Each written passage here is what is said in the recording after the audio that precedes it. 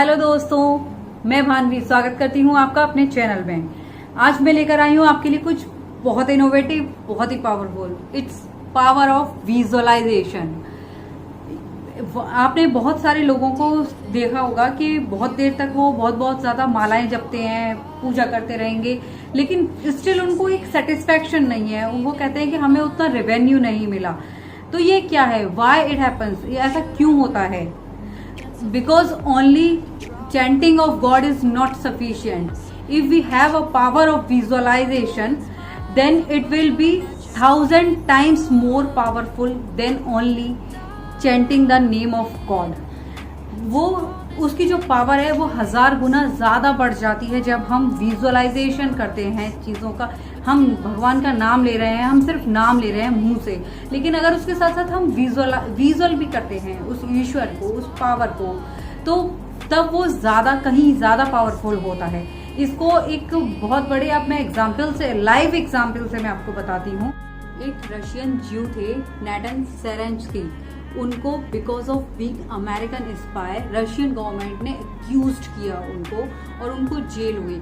उनको 12 इयर्स तक जेल में रहना पड़ा। जेल बहुत ही ज्यादा सफोस्टिकेटेड, बहुत ही ज्यादा कंजेस्टेड सी थी। उन्होंने उसी में सरवाइव किया, लेकिन अपनी एक चीज नहीं छोड़ी, वो थी पावर ऑफ विजुअलाइजेशन। वो डेली विजुअल करते थे, ये अपने माइंड में चेस मेक करते थे, प्रॉपर्ली चेक कॉलम्स बनाते थे चेस के, और चेस खेलते थे प्लेयर्स के साथ में। कुछ दिन के प्रैक्टिस के बाद उन्होंने सोचा कि क्यों ना वर्ल्ड चैंपियन के साथ चेस खेला जाए, और उस टाइम पे वर्ल्ड चैंपियन थे गैरी कैस्परोव।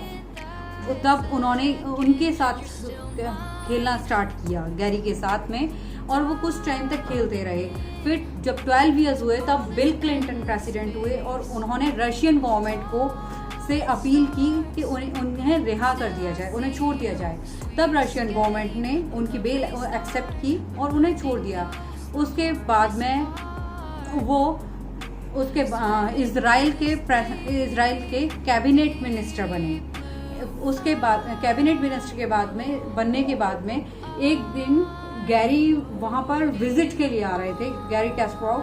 जब वो विजिट के लिए आए तो वर्ल्ड चैंपियंस और लीडर्स के बीच में एक मैच हुआ, और वो था डेमोक्रेटिक मैच। वो इस डेमोन्स्ट्रेटिव मैच था, और वो मैच 5 या फिर 40 पीपल के बीच में होता था।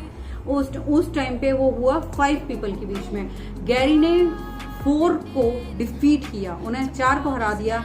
और जब बात आई निकोल की, और जब गैरी नाटन सेरेंस्की के साथ गेम खेल रहे थे, आप बिलीव नहीं करेंगे कि नाटन ने गैरी को पूरी तरह से डिफीट किया। It was a limelight of the news reporters उनका इंटरव्यू लेने आए, और उन्होंने पूछा कि आपने ये कैसे किया, क्योंकि वो गैरी वर्ल्ड चैंपियन है और उनको हराना बहुत ही ज़्यादा मुश्किल है, और आप तो कोई चैंपियन या चेस के कुछ भी नहीं है, फिर ये कैसा पॉसिबल हुआ?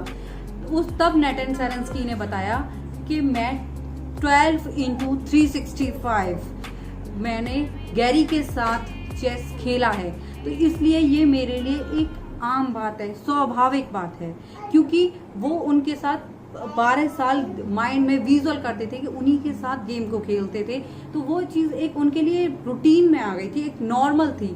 तो ये थी पावर ऑफ विजुअलाइजेशन। एक और अमेरिकन गोल्फर थे जैक निकोलस। उन्होंने भी स्टेटमेंट दिया था कि जब मैं अपनी बॉल को हिट करता हूँ, उससे पहले मैं विजुअल करता हूँ कि ये बॉल किस डायरेक्शन में और कहाँ तक जाएगी, उसके बाद मैं उस बॉल को हिट करता हूँ। इसके बाद एक और बहुत बड़ा एग्जाम्पल है कि हम पावर ऑफ विजुअलाइजेशन कैसे अपनी एक रूटीन लाइफ में इम्प्लीमेंट कर सकते हैं। वो थे एक फिलोसोफर नॉर्मन कजिन्स। उन्हें एक टाइम पे ऐसा हुआ कि उन्हें ल्यूकीमिया डायग्नोज हुआ। It was a kind of blood cancer, और उन्होंने जब डॉक्टर्स ने उन्हें ब्लड कैंसर बता दिया, तब उन्होंने विजुअल करना स्टार्ट किया कि उन्होंने ब्रेन में वो डेली विजुअल करते थे कि उनके ब्रेन में WBC उनकी बॉडी में डे बाय डे बढ़ती जा रही है। जो पुरानी है वो डैमेज, वो सारी र्यून हो रही है और नई WBC डे बाय डे बढ़ती जा रही है। उन्होंने इतना ज़्यादा डे बाय डे विजुअल किया कि उन कुछ टाइम बाद उनकी जो ब्लड कैंसर रिपोर्ट थी वो भी negative I and doctor was shocked from that कि ऐसा कैसे पॉसिबल है। It was just because of power of visualization. वो इतनी पॉजिटिविटी, इतने पावर के साथ विजुअल करते थे, अपने माइंड में सोचते रहते थे कि ये मेरी जो वाइट ब्लड सेल्स हैं वो बढ़ रही हैं। इसी तरह से हम अपनी लाइफ में भी इसे इम्प्लीमेंट कर सकते हैं। हम अपने गोल्स, अपने जो भी हमारे मोटिव्स हैं, जो भी हम चाहते हैं उसको हम विजुअल करें।